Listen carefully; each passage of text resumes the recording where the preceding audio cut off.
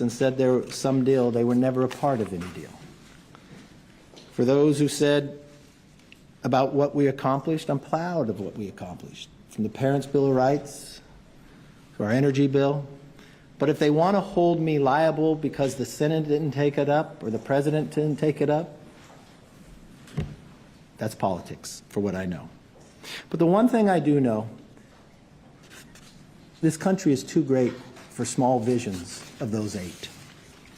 To any child that are listening and who are coming to visit the Capitol, this is a place I want you to visit. I liked opening the Capitol back up again. I liked taking away the metal detectors. I liked committees being able to work. I liked people being able to visit. I hope you liked being able to be back in. I think it was important that members actually show up to work as well. You know, to paraphrase Lou Gehrig, he said, I might have been given a bad break, but I truly still consider myself to be the luckiest man on the face of the earth. There's no other country that you could rise to be the 55th Speaker, not get an internship, and be able to fight for the American public. So it was my greatest honor to be able to do it. I loved my conference well. I loved to be able to ability. I've been a part of the leadership team for quite some time. We won 2 majorities. As leader, I'm proud of the fact we only gained races, only gained seats. I'm proud of the fact as a Republican leader, we elected more women. We elected more minorities. We expanded the base. I'm proud of the fact that for the 5 years I was leader, 2 election cycles, we gained 5 more seats in California, 5 more in New York. We won in places no one thought we could win. The same thing, you would underestimate me. You always said we'd lose each time around. We kept gaining. I intend to make sure that we gain and keep the majority in the next cycle as well. For that, I look forward to your positive questions. Yes. Will you remain in Congress? Oh, I'll look at that. You still obviously command a lot of loyalty within the conference. We've heard you say approximately 10,000 times that you never give up. So I'm wondering, why not? Why did you make the decision not to put your name forward? 218 for the rule, 218 to move forward. And I'll never give up on the American people. That doesn't mean I have to be Speaker to do what I have to do for the American people. There's a lot of things I could do for the American people. But you know what's interesting? Everybody's sitting there. In today's world, if you're sitting in Congress and you took a gamble to make sure government was still open, and 8 people can throw you out as Speaker, and the Democrats who said they wanted to keep government open, I think you've got a real divide. I think you've got a real institutional problem. Interesting, it was in this room after we had won the majority, I hadn't become Speaker last, and Nancy Pelosi came to me. She was Speaker at the time on the way out. And I told her I was having issues with getting enough votes. And she said, what's the problem? I said, they want this one person can rule you out. She was the only Speaker to have changed that rule. I had the power to call the vote on her, but I never would. I lost some votes because of it. And she said, just give it to him. I'll always back you up. I made the same offer to Boehner and same thing to Paul, because I believe in the institution. I think today was a political decision by the Democrats. And I think the things they have done in the past hurt the institution. When they just started removing people from committee, and they just started doing the other things. And my fear is the institution fell today. Because you can't do the job if 8 people, you have 94% or 96% of your entire conference, but 8 people can partner with the whole other side. How do you govern? And for them to make a motion on me because I made a decision for the country that they agreed with, but they choose to do the other, that becomes a problem. Yes, sir. So, one, are you planning on endorsing a successor to you? And then I might. I might. You might. Yeah. Who would that be? I don't know who's running yet. Okay. I'll talk to people.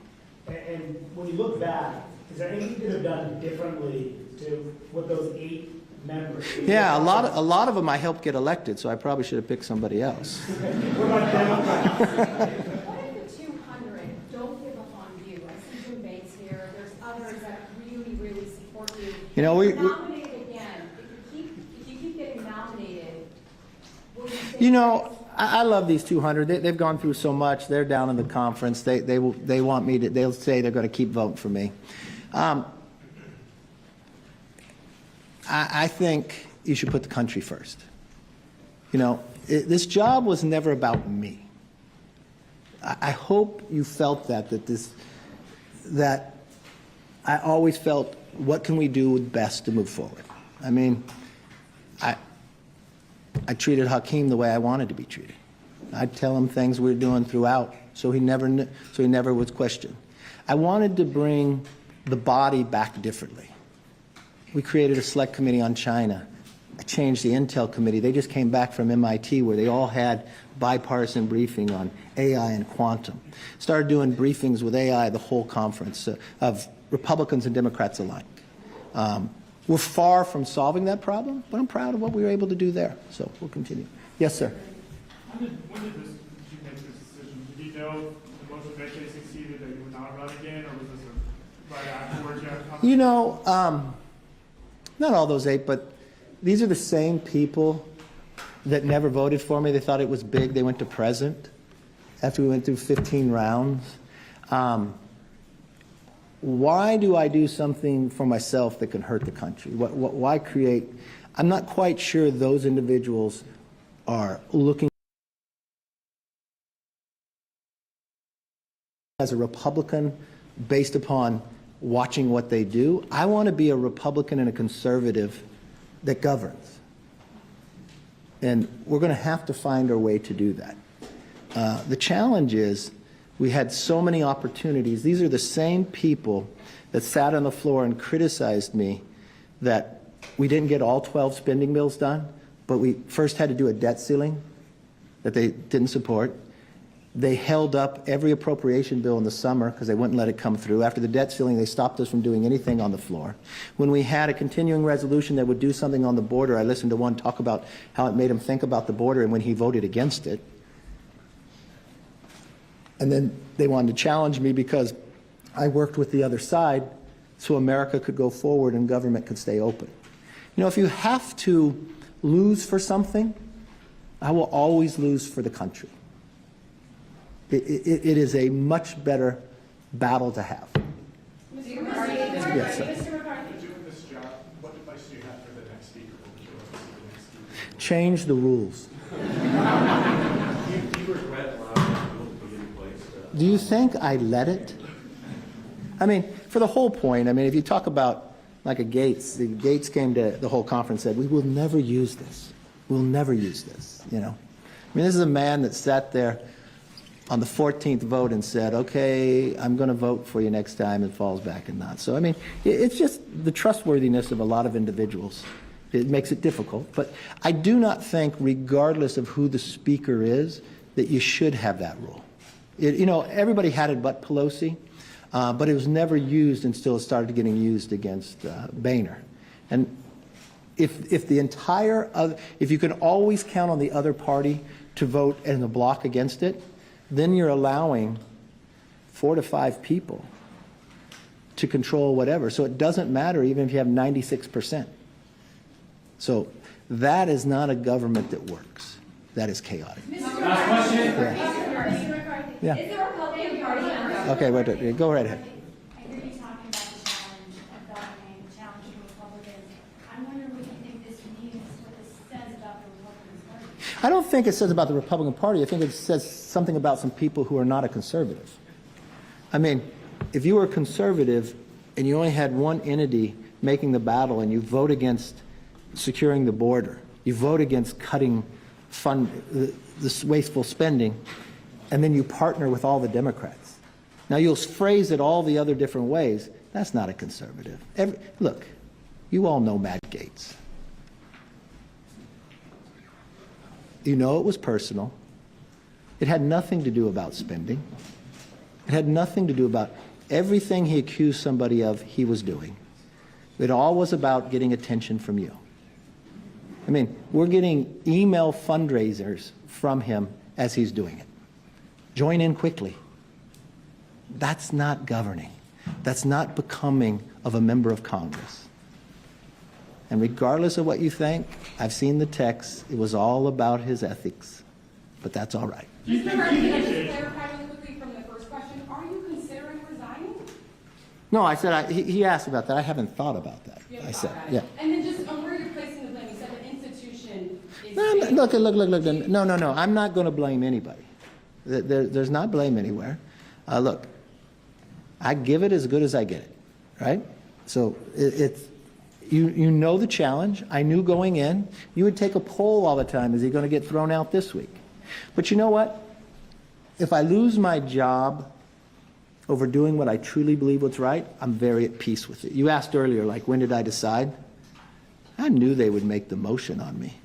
It didn't make one bit of difference. I felt very comfortable in that decision. Should be expelled from the Republican conference? That's the conference's decision. Mr. Carter, now, you mentioned that you're looking to maybe help instill in another way, but would you consider having a position somewhere in Congress, whether it's leadership or the chairmanship? Can you talk about that? No.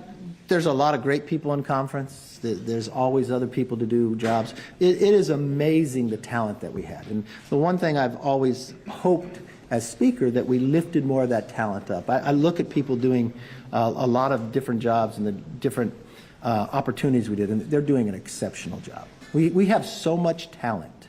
It is remarkable. Yes. Thank you. Was this kind of in your mind a little bit preordained from the beginning? Obviously, it was a much more narrow majority than what you anticipated, what Republicans considered. 15 rounds, the longest speaker's race since 1859. And then I made history, didn't I? It was that, well, you did do that, yeah. But was that kind of always thought that it was inevitably going to go this because of the narrow majority and because the writing might have been on the wall because of that? Well, would any of you think, if it took that long and you had one person, you knew it was always a possibility, so that was fine. Didn't bother me, didn't change any of my decision I made. But it was interesting, I read a tweet the other day of Matt Rosendale. He goes to Mass every day. But you know what he said his prayer was all last year? That Republicans didn't have a big victory, that they had a narrow victory. When you have members like that are part of your team, you got a tough team. You know, look, when I was in business, I got to hire and fire who worked with me. Somebody else hires them, somebody else fires them. My job was to inspire them. I think we did some good work, and I think we'll continue to do great work. Yes, sir. Can you reflect back on 2010 when you guys were the young guys, right? You, Paul Ryan, Eric Cantor, yeah. Now all three of you guys have been essentially. Well, we're not that young anymore. Well, with all three, you have been pushed out by so-called more conservative members. How do you reflect? No, let's be fair, and it's wrong that you ever say. They are not conservatives. They voted against, one, the greatest cut in history that Congress has ever voted for, $2 trillion. They voted against work requirements. They voted against NEPA reform. They voted against border security. They voted against... They don't get to say they're conservative because they're angry and they're chaotic. That's not the party I belong to. The party of Reagan was if you believed in your principles that you could govern in a conservative way. They are not conservatives, and they do not have the right to have the title. Yes. Are you worried that Donald Trump has turned your party in this direction that makes it difficult to govern, makes it difficult to get conservative voices? Why do you say that? Because your question doesn't hold true to history. When Donald Trump was president, we did tax reform. You can look at all of our different successes. So, I mean, you may dislike the policy, but we've been very successful. You watched the Abraham Accords. I mean, you can go victory after victory. The price of gas, we were energy independent at the time. We had more businesses growing at the time. We didn't have to evacuate our embassies. You know, it's easy on its merit to see the difference of what Biden has destroyed America to what the policies we were able to create. Yes, sir. Can I ask you, what about your conversation with Stephen Jeffries? What did he ask from you? What were you asking from him? No, we didn't ask for anything. You didn't ask for anything at all? You didn't ask for any impeachment inquiry or anything like that? No. And you know, I have a lot of respect for Hakeem. He wants to win the majority. I heard what they said in conference, you know. Why would leader I raised 70% of all the money? It's an opportunity for him. The real question to the 8, why would you enable and allow the Democrats to do it? That's the question, yes. Do you regret making concessions to those holdouts? What concessions did I make? You could have leaned towards Democrats to give them possibility To what? to secure speakership in the first. Look, I'm not going to, no. I'm a Republican. I win by Republicans and I lose by Republicans. It's not that way.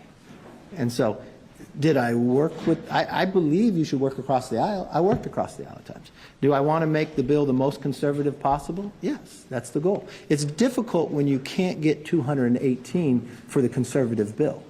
And then they want to challenge you when you went and solved and kept the government open. Yes, sir. The last few months, you've been a firewall against the debt ceiling crisis, government shutting down. We did pretty well, didn't we? How big of a risk do you think a shutdown is in November without you as speaker? Oh, other people can do the job. You know, it's interesting.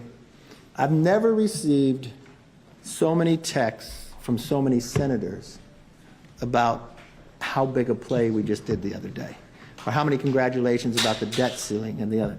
I mean, if I would go back to the days before the debt ceiling, none of you even thought I'd get a meeting with the president.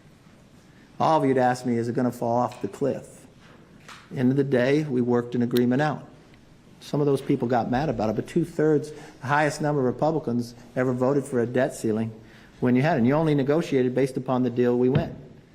That was the moment they wanted to go after, and that's what they continued to follow through. You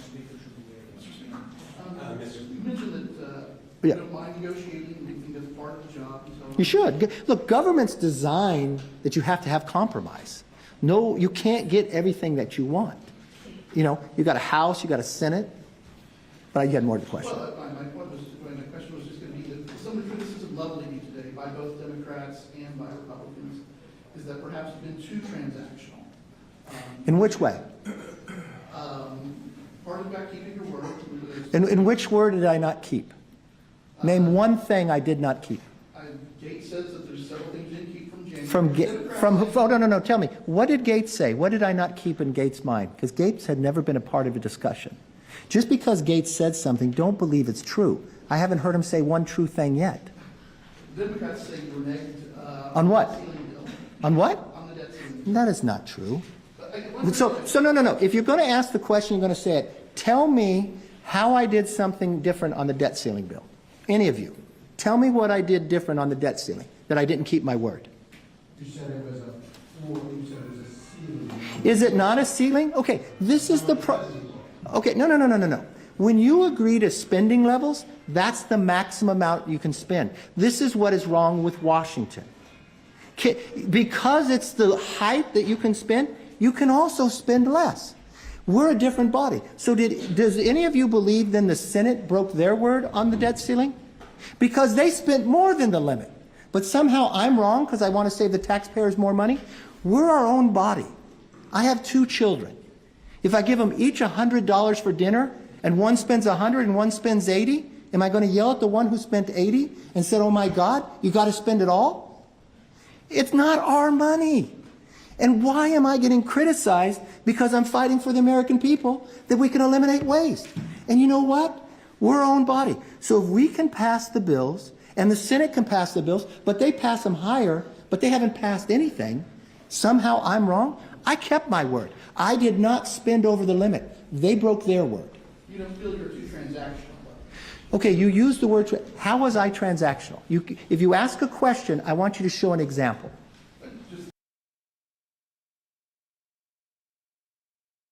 So what did I do this for that?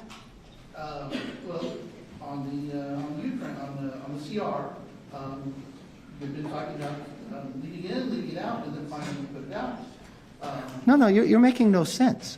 What transactional did it? No, I did no transactional. I tried to pass a conservative stopgap measure that secured the border and actually cut spending. When that didn't go, the only bill that was going was sitting over in the Senate that had a stopgap measure, disaster, and Ukraine. I made a decision as Speaker to keep the government open, and I put something on the floor. And let me get this straight to all of you, because someone said I did wrong. 72-hour rule, I'm the only one who's lived by it. We're the ones who created it. We never broke the 72-hour rule. The bill I put on the floor was a suspension, which takes a 2/3 vote. And you know what? You can put a suspension on a rule, and you can waive it based upon the leadership. That's exactly what I followed. So my question to you is, when somebody says something, don't take it that it's gospel. Why don't you ask them to point? When Gaetz said I didn't follow, said, show me one place. You saw Massey, Thomas Massey, who is the hardest line person, say we followed all the rules all the time. That he was in the room when the agreement was made, and then we surpassed what we said we would do. So if you ask me a question, I'm going to answer back, because when it's not true, it's not fair. How important is it that the Speaker of the House be a member of the institution? Some members are floating in former President Trump. They always float some of them. Yes, you had. Okay. First of all, you got to be in the institution to understand how it works. And look, it's legal to have somebody else. I just do not think that would ever be good. Do I regret? You start with this question. No, I don't think you've ever been positive on yet, but come on. I have high hope. This is going to be exciting. You're rubbing on, puppy. That's a good thing. I actually don't think you're out yet. But do you regret not reaching out personally to people like Nancy Mace, Tim Burchett, who sat down on the House steps today and told reporters that you said something condescending to him? Okay, let's get through this. I personally like Tim Burchett, and I called Tim Burchett because I read his quote. And Tim Burchett's a friend of mine, which I'm kind of shocked by this. And Tim Burchett, in his quote, said, he's leaning towards no, he's on CNN, but I'm going to pray about it. So I pick up the phone and call him, because I didn't think he was already there. I said, Tim, I read your quote. You said you're going to pray about it. I wanted to talk to you about it. And somehow he construes that I'm a Christian. I'm not going to offend somebody. I simply read his quote back. I thought there was still an opening, and I wanted to talk to him about it. He never mentioned anything when we were communicating like that. And he said, Nancy Mace is a whole nother story. Okay? Let's just be honest here. This is the one that I just got a text from her primary opponent saying, "Why'd you spend $3 million?" But I called Nancy Mace's chief of staff yesterday, and because I called the chief of staff. Well, she was on The View saying I didn't keep my word, so I didn't know what to... Listen, I can't say this in the press, but okay. But so, no, you keep it among yourselves, right? Wait till my book. No. So I call her chief of staff because, I don't know, maybe I don't connect her with something else, but I just said to him, I said, can you please tell me, I don't understand, where have I not kept my word? You know what her chief of staff said? You have kept your word, 100%. Members come to me, and one thing, I don't like the idea that a member comes and tries to leverage me. I don't go for that. You know, I'll vote for the bill you do. I can't sit there and write your entire bill and work it all the way through committee. We just got our one bill out. And it came back, the other bill doing on guns, it just wasn't working. Do you want to do something else? We did something else. I just don't appreciate, look, I bite my lip. I let people say things that are not true, but it's not right. It is not right. Her chief of staff told all of us we have kept every single one of our words. And he said he's told her that too. Now, if somehow he gets fired, I'll still get him a job. Last question. Wait, I'm being too honest now? Your argument about the health of the institution might have resonated with more Democrats, if not for your response to January 6th. Do you regret it? Oh, my God. No, but do I regret the Democrats playing games with January 6th? Yes. They played so many politics. What they did to this institution and what they did to this building was so wrong. The idea that they put magnetometers there, the idea that they would go to any Republican member that they had been co-sponsors of bills and they no longer could be a co-sponsor. that they would find members $5,000 if the magnetometers went on, but when Nancy went around it or Clyburn was supposed to get a fine, it all got waived. The idea that bills didn't have to go through committee. The idea is they created a select committee on January 6th and they wouldn't let the minority appoint who to do it. Look, I'm trying to change all that and bring the body back to they can work together. But I think they did a lot of damage to us. Yes, sir. The House is trying to pass the appropriations bills one by one. What are your expectations for the process now that you're not? Well, that's always been my goal. You know, I just talked to Mitch yesterday, and I had to call into Schumer, and I talked to Hakeem last night. What I was going to do is, because we had taken 5 up, we passed 4 of them. I was going to start individually pre-conferencing so we can get this work done. I'm concerned with the timeline now. Look, I truly believe at the end of the day we can get this all worked out. I do believe at the end of the day we could find common ground and do something about the border. I don't know if this has caused problems. Look, I was doing Squawk today and they had the other TV on, MSNBC. The first time I saw MSNBC running a whole story about the border with people just walking across. You know, Pritzker sent a letter yesterday about the immigration. Massachusetts governor, state of emergency. Connecticut. Everybody is becoming the #1. They cannot ignore it. And I had told my members all before, I heard Gaetz say something on the floor that, oh my God, Kevin asked for a stopgap measure when we came back. The whole plan was because those 8 and a few more had held up passing any of these appropriations bills all summer, I was going to do just what we did Saturday, a stopgap measure with disaster. I'd gone out to Hawaii. We looked what happened in Florida. Those people shouldn't be held back. And we could finish doing it all individually, but somehow they think that's a dirty word. Yes. Have you spoken with your family since this all went down this afternoon? Oh, yeah, we Jackson call. Oh, you know, my poor mom. Have you guys met my mom yet? My mom's fabulous. My mom's this Italian lady. And she calls me the other day. She said, oh, she gets worried. She reads what you guys write. And she says, I'm so nervous. I'm so nervous. I said, why, Mom? It's all right. She said, last night, she went in the house and she left her car running in the garage all night long, right? And my mom only fills her car up once a week at Costco on Wednesdays, then calls me because the price, she still lives in California, the price of gas is so high. She asked me what I'm going to do about it. But look, I think this job is always harder on your loved ones than you yourself. So they'll be okay. Did you make a side deal with the White House No. on Ukraine? No. Unequivocally, Look, no. unequivocally, no. Oh, well, if you want to categorize this, let me see, because some people think some big side deal. I did.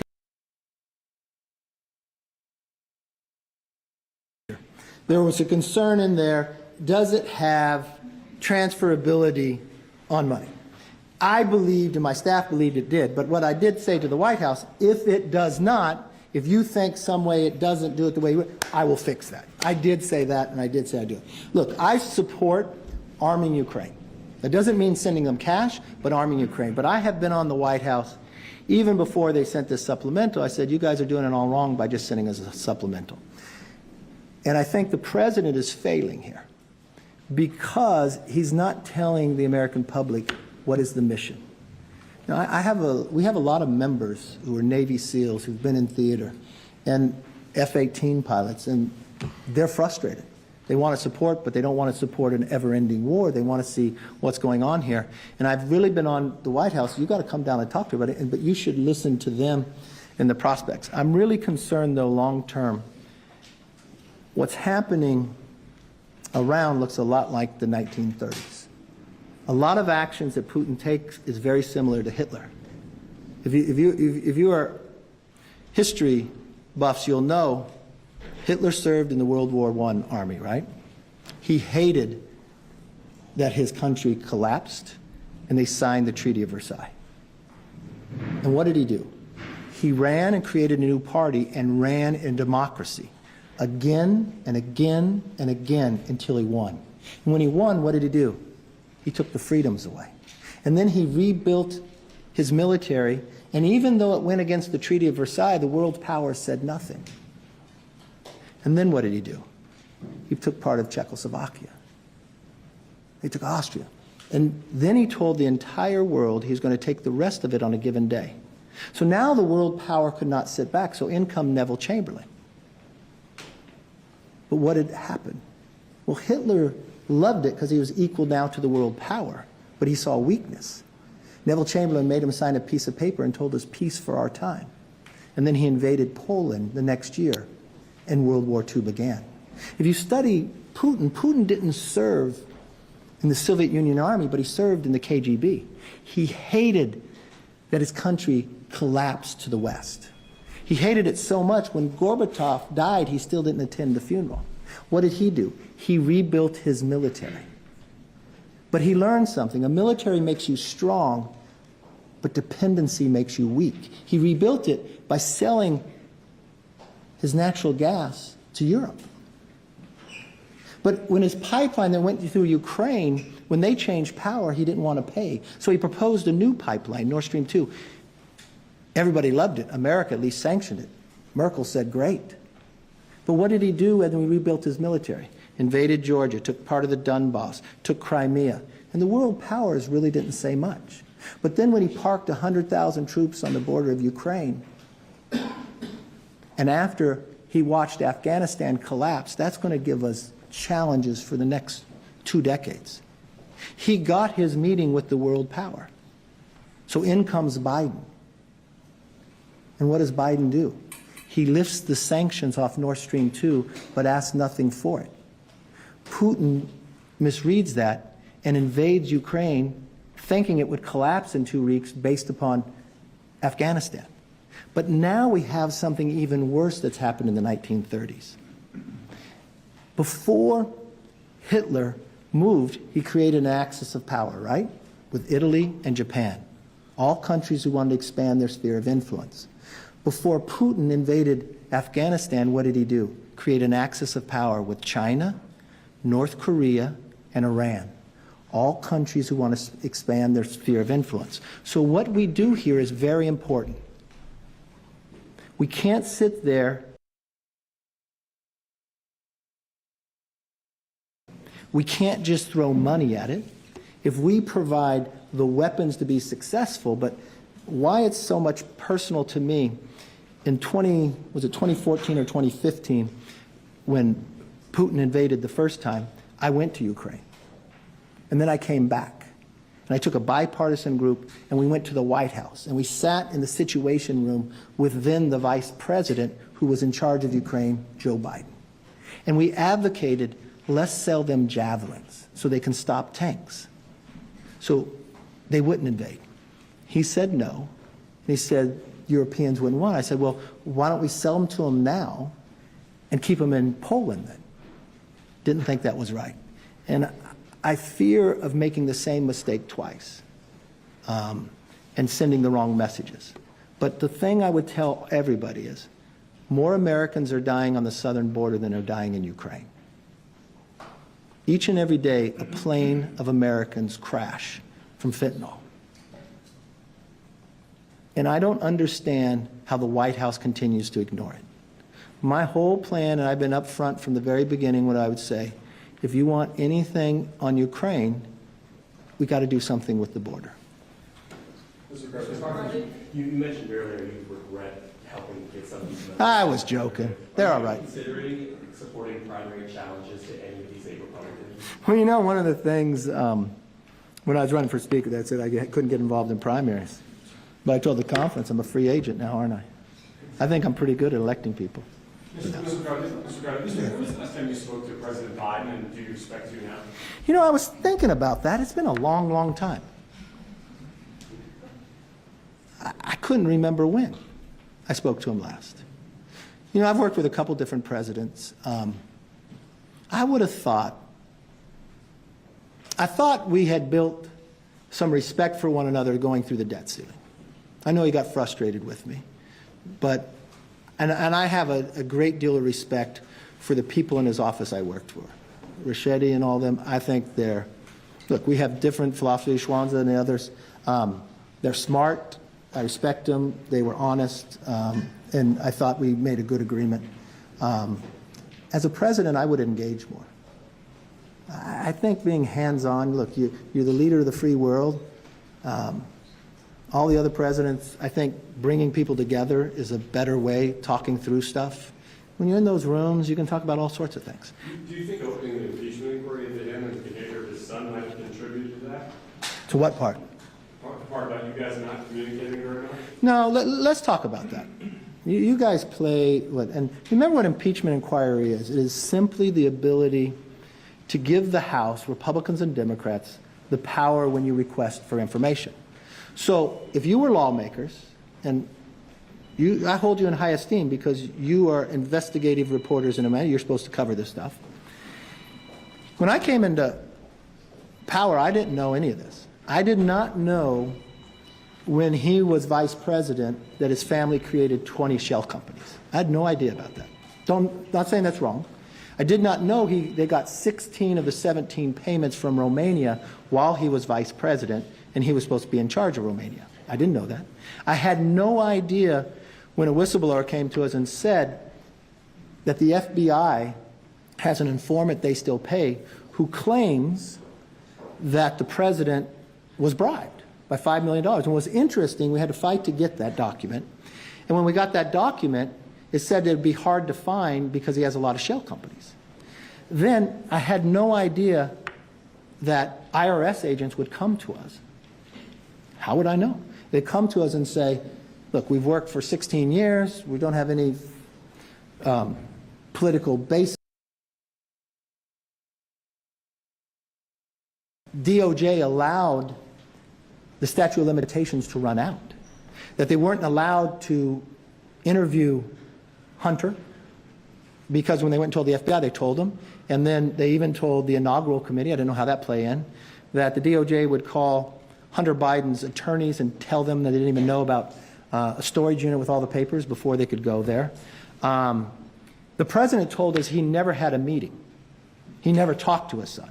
Look, when he said he never talked to his son, I didn't believe that. And I don't think it's wrong if you talk to your son. I want you to talk to your kids about anything, right? It doesn't mean you're influencing something. But he literally, I had no idea that the partner to Hunter Biden that also served on the Ukrainian Energy Board said they would literally call into meetings. And then he said that they were getting a lot of pressure, Burisma, to do something about the Ukraine prosecutor. And I did know the president tell the entire country that he withheld $1 billion of American taxpayer money to get rid of the prosecutor.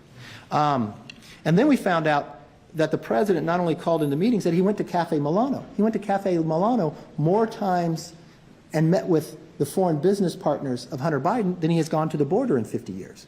But with each meeting that you went to Cafe Milano, and I've never had this happen. I've been to Cafe Milano, but I've never gotten a new Porsche the next day, and I never got $3 million wired to me from a Russian oligarch. So if you knew all of that, would you at least say,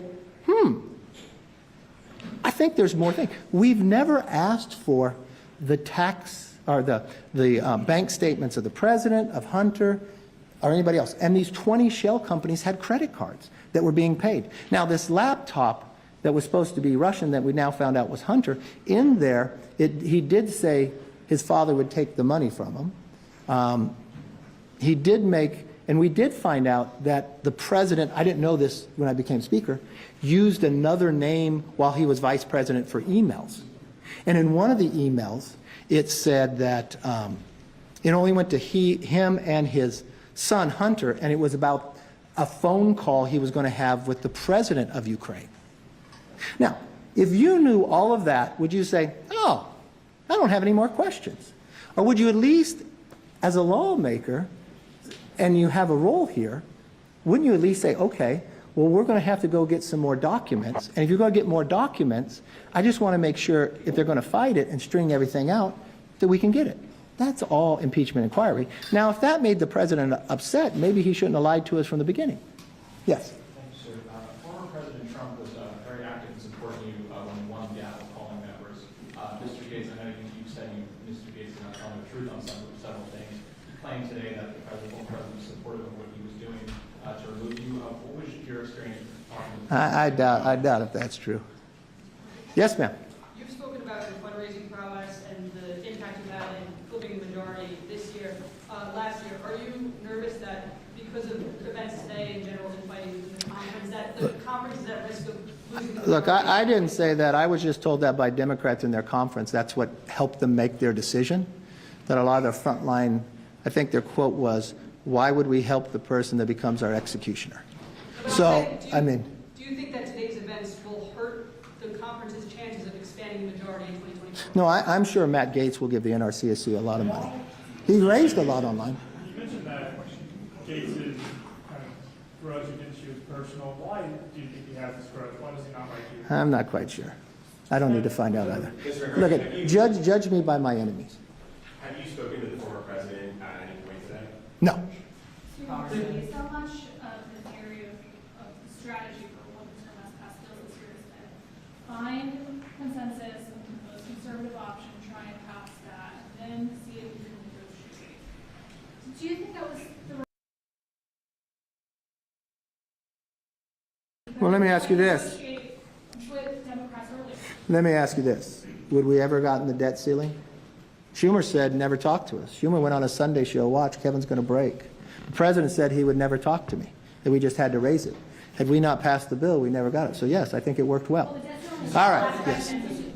What kind of role do you see yourself or want to see yourself playing in the party moving forward? Is that campaigning, or is there any other type of role you want to have? Well, no, I'll continue to help all the way possible. Look, I've been very fortunate. When I came to Congress in my second term, I got to be Chief Deputy Whip. I got to be Majority Whip. I got to be Majority Leader. I've been Minority Leader, and I've been Speaker. I've been blessed. And there's something about 10,000 hours. I believe in it, a lot of different experience. And I believe in bringing new blood up and helping them, and I want to help them all the way. Look, I enjoy you. I don't know if you'll cover me as much, but I'm sure I won't miss you, but see you soon.